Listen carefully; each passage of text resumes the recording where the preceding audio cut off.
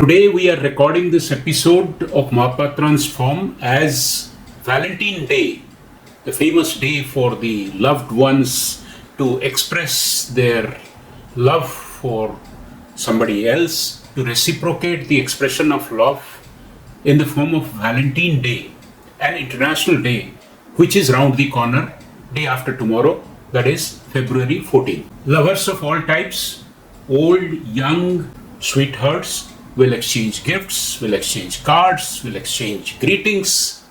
This lavish exchange of emotions through physical gifts, through visits, through decorations, through festoons, festivities, has almost become a universal phenomenon. Saint Valentine, one of the martyrs of the oppression of a ruler, is considered to be the name behind the Valentine's Day. The Roman Emperor Claudius Gothicus, the year 269 to 270 AD, doing persecution of Christians. The day in which a person or a monk named Valentine was killed. But history of Christianity doesn't describe Valentine as a very romantic person. The celebration of February 14 has another important origin. Ritual of Lupercalia in the Roman civilization was a fertility festival, welcoming new human beings to the fold of family, to the fold of a village, to the fold of a community, has always been celebrated. Lupercalia ritual, women's fertility or ability to be pregnant and bear a child, was celebrated with a lot of gaiety and lot of mass celebration.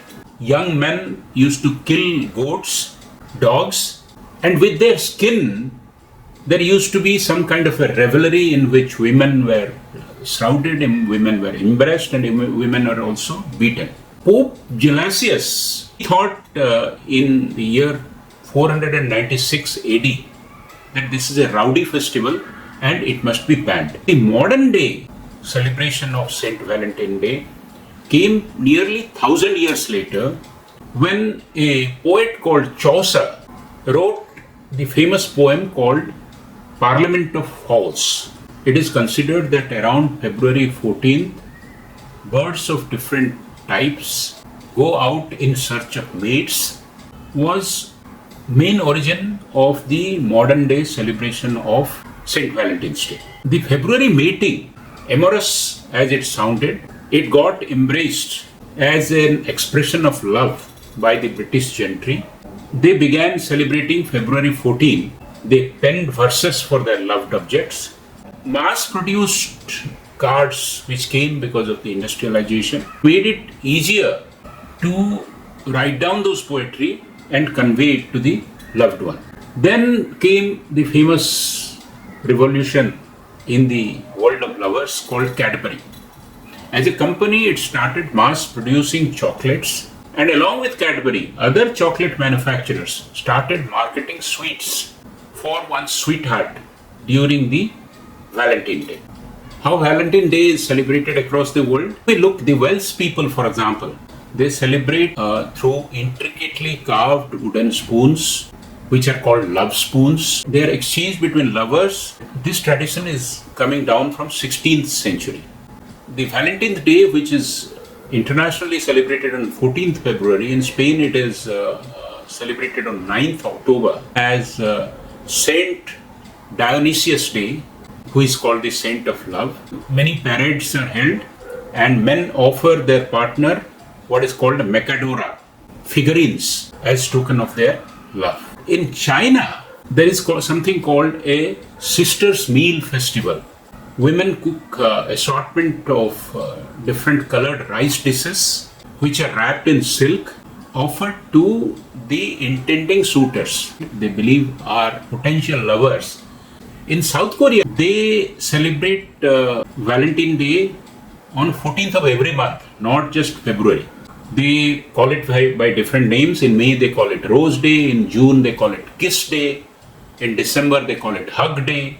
In April, they call it Black Day. Singletons or single people congregate to console themselves, and over black noodles they greet their loved ones. In South Africa, they still follow that Lupercalia kind of tradition where young women will pin the name of their loved one or of their crush to their sleeve so that everyone can see and there is good fun that goes around. In Romania, 14th February is celebrated on 24th February as the day on which the birds are betrothed. It is a mixture of Valentine Day and the spring onset. Boys head towards forest to pick up flowers and girls wash their faces and make themselves ready to be presentable when the flowers are plucked for them. In Philippines, mass weddings are celebrated on the Valentine Day. Like in India, there are a few days on which auspicious things could be done without consulting the Panchang. So Valentine Day in Philippines is a mass marriage day and even governments provide facilitation. In Japan, it is the reverse. In most nations, women are spoiled with gifts, women are adored, women are proposed. In Japan, men receive the gifts. Not until the 14th day of March that men go and return their favor. In Ghana, February 14th is also known as the National Chocolate Day because all of us know that African chocolates are one of the best chocolates in the world. On this day, governments in Ghana have been taking advantage of February 14th to promote tourism as well as their main industry, which is a cocoa producing industry. In France, between 12th and 14th February, hamlets or congregates are decorated as villages of love. Many romantic things are imagined creatively. Multiple marriage proposals are made. I think we should end on a funny note. When I googled to find out what is the Indian equivalent of Valentine Day, lo and behold, it came as Basant Panchami or the Saraswati Puja, which is celebrated in the eastern parts of India and in many other parts. It is considered the equivalent of Valentine Day because Goddess Saraswati is supposed to be an embodiment of knowledge, poetry, beauty, worshipping something is symbolic of love in general. Thank you very much.